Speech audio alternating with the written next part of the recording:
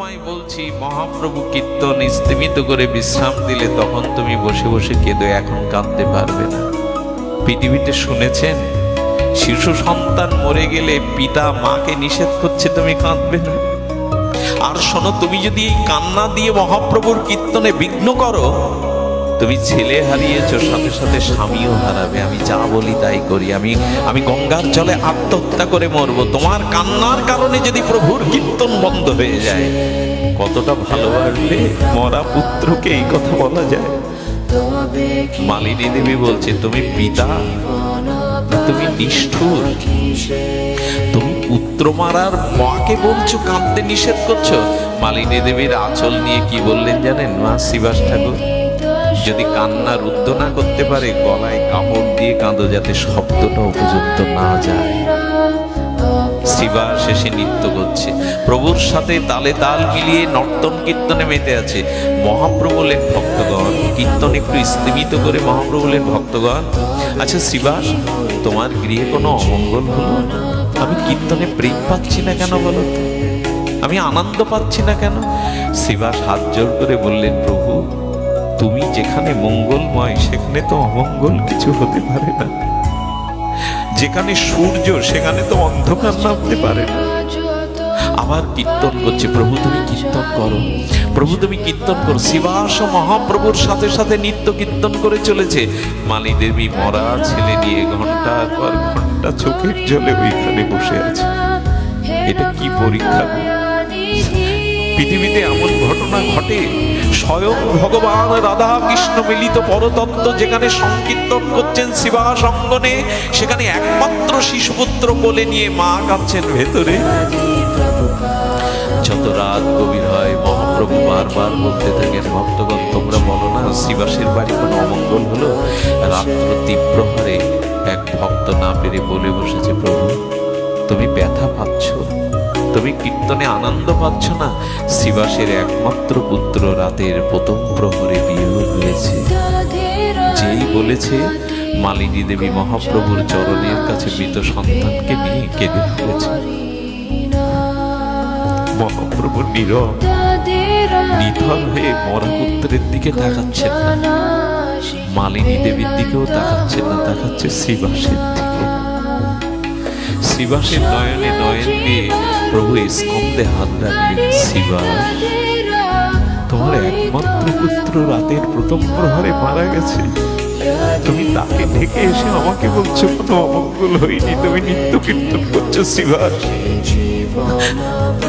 তোমাদের এই ঋণ আমি কি করে শোধ করবো? শ্রীবাস নিজের পুত্রকেও জলাঞ্জলি দিয়েছ আমার সুখের জন্য, আমার আনন্দের জন্য।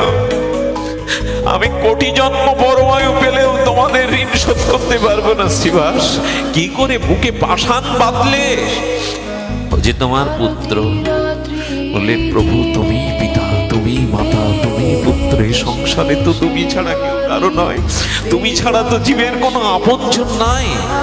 মহাপ্রভু কাঁদছেন আর মনে করছেন, এই সব ভক্তকে ছেড়ে আমি সন্ন্যাস নিয়ে কি করে চলে যাব নবদ্বীপ ছেড়ে। মহাপ্রভু ব্যথা পাচ্ছেন, কিন্তু ভগবান তো স্বয়ং ভগবান তো উনি সঙ্গে সঙ্গে মালিনীকে বলছেন, মা পুত্র ফিরে পেতে চাস, পুত্রকে ফিরে পেতে চাস? মহাপ্রভু আত্মাকে আহ্বান করলেন, সেই আত্মা এসে মৃত পুত্রের ভিতরে সঞ্জীবিত হলো, আর অনুপ্রবেশ করলো। কিন্তু চোখ বন্ধ করে ছেলেটাকে মহাপ্রভু সবাইকে শোনাচ্ছেন, ওরা কাঁদছে, তুমি ফিরে আসতে চাও? চোখ বন্ধ করে গম্ভীর কণ্ঠে বলছেন, ওরা কারা প্রভু?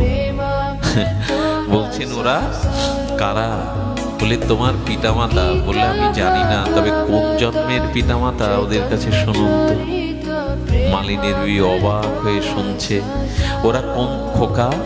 বলে, ওরা কোন জন্মের পিতামাতা শুনুন। মৃত্যু মানে কি জানেন? মৃত্যুর অত্যন্ত বিস্মৃতি। মৃত্যু মানে সবকিছু ভুলিয়ে যাওয়া। হ্যাঁ, মৃত্যুর অত্যন্ত বিস্মৃতি, সবকিছু ভুলিয়ে যায়। তখন বলছেন, ওদের নিষেধ করুন, ওদের মায়া কান্না আমার ভালো লাগছে না প্রভু, ওদের বলে দিন আপনার সংকীর্তন সম্মুখে আপনার সংকীর্তন শ্রবণ করতে করতে আমি পরমানন্দ ভগবানের দিব্য চরণ লাভ করেছি। ওদের বলে দেন মায়া কান্না না কাঁদতে, ওদের বলে দেন আমি ওদের কেউ না, আমি পরমানন্দ স্বরূপে চিন্ময় আত্মায় ভগবত ধামে পরমানন্দ আছি, ওদের নিষেধ করে দিন। মালিনী দেবীকে মহাপ্রভু বললেন, কি রে মা, ফিরে পেতে চাস? না প্রভু, আমার অজ্ঞানতা দূর হয়েছে প্রভু, আত্মা তো কারো নয়। এই মায়ার সংসারে যে দুদিনের পরিচয় আমি ভুলে গিয়েছিলাম। মালিনী দেবীর সন্তানকে অন্ত্যেষ্টি ক্রিয়া করে এসে শ্রীবাসের এত বড় ত্যাগের কারণে মালিনী দেবীর কোলে নিতাই গৌর বসে বললেন, মারে এক সন্তান হারিয়েছিস, আজ থেকে আমি নিতাই তোর দুই সন্তান হলাম। আজ থেকে আমরা দুই ভাই, তোর দুই সন্তান।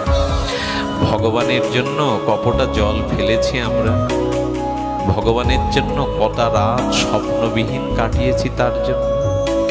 এই জন্য ভগবানের জন্য নিজের সুখ জলাঞ্জলি যে দিতে পারে সেই তো ভগবানকে হৃদয়ে বাঁধতে পারে।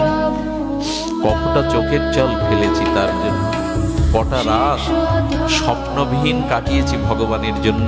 তাই আপনাদের কাছে এইটুকু প্রার্থনা রেখে বিশ্রাম করি।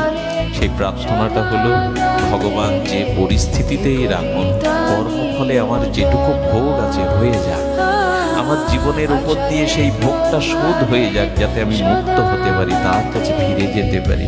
ঋণ থাকলে তো মুক্তি পাওয়া যাবে না। হে প্রভু, তাই দুঃখ দিয়ে, জড়া দিয়ে, ব্যাধি দিয়ে, অপমান দিয়ে পারো তো আমার প্রারব্ধ ভুগিয়ে নাও। আজ এইটুকুই। লাখার চরে না এলে ভুল করতাম। আমিও এক সংকটের মধ্যে পড়েছি, তবে এখন ওটা সংকট বলা যাবে না, এটা পরীক্ষা ভগবানের। তো সেই সংকটের মধ্যে মনে করেছিলাম আসবো কি আসবো না, কিন্তু আমাদের কার্তিক দা, শ্যামল দা বারবার, বা এই বিশেষ করে ফরিদপুরের অঞ্চলের ভক্তর বারবার বলছিল আসবার জন্য। তবে বাড়ি থেকে তো আমি কোনো সমাধান করতে পারবো না। আপনাদের চরণে এসে মনে হয় কি জানেন, একটা কথা বলতে